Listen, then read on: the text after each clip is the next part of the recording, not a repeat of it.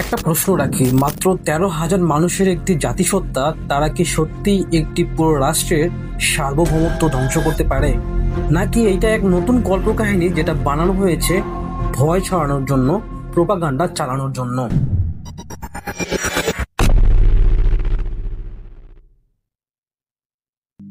সকলকে জোহার, আমি সোহেল।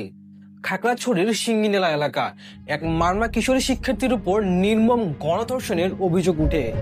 ঘটনাটি ছিল এমন যে মেয়েটি সন্ধ্যা 6টায় স্থানীয় শিক্ষকের কাছে প্রাইভেট পড়তে বের হয় এবং প্রাইভেট শেষে রাত 9টার মধ্যে বাসায় আসার কথা থাকলেও মেয়েটি আর ফেরত আসে না। পরিবার থেকে সমস্ত স্থানে তার সন্ধান করা হয়, কিন্তু মেয়েটিকে কোথাও খুঁজে পাওয়া যায় না।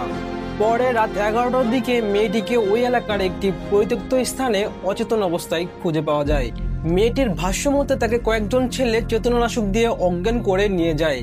আর এই ঘটনার পরিপ্রেক্ষিতে মেয়েটির বাবা অজ্ঞাতনামা 3 জনের নামে ধর্ষণ মামলা দায়ের করেন। স্বাভাবিকভাবে এই ঘটনার তীব্র নিন্দা জানিয়ে ধর্ষণের প্রতিবাদ করার জন্য জম্মু ছাত্র জনতা মিলে বিক্ষোভ মিছিল ও সমাবেশের ডাক দেয়।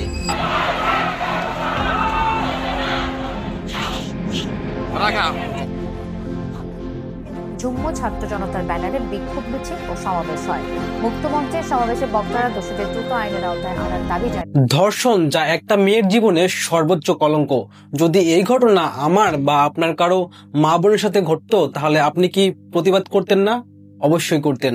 একটি স্বাধীন দেশের স্বাধীন নাগরিক হওয়ার পরেও যদি আপনি নিরাপদ না থাকেন, তাহলে রাষ্ট্রের কাছে আপনার নিরাপত্তা চাওয়া কি ভুল?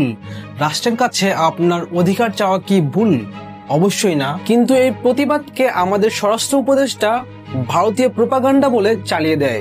ভারতের ইন্ধনে বা ফ্যাসিস্টদের ইন্ধনে এই ঘটনাটা ঘটাচ্ছে। এমনিতেও ওনার কাছে আমরা ভালো কিছু আশা করি না, কারণ জুলাই অভ্যুত্থানের পর আইন শৃঙ্খলা বাহিনী যে ব্যর্থ, তার উদাহরণ আমরা আগে থেকেই পেয়ে আসছি। একটি সাধারণ প্রোটেস্টকে কিভাবে রাষ্ট্রবিরোধী করে তোলা হলো, আসুন আমরা দেখি। 23শে সেপ্টেম্বর রাত একজন ছাত্রী ধর্ষণের শিকার হন। তারপর থানায় মামলা হয় এবং এরপরই জম্মু ছাত্র জনতার ব্যানারে বিক্ষোভ মিছিল হয়। দাবি ছিল একটাই, 24 ঘন্টার মধ্যে অভিযুক্তদের গ্রেপ্তার করতে না পারলে হবে অবরোধ। এখন পর্যন্ত সবকিছুই যৌক্তিক, তাই না? এরপর কি হয় দেখুন। 24 ঘন্টার মধ্যে পুলিশ 3 জনের মধ্যে একজনকে আটক করে, বাকি 2 জন রয়ে যায় পলাতক। 25শে সেপ্টেম্বর ভোর 6টা থেকে শুরু হলো অর্ধ দিবস অবরোধ।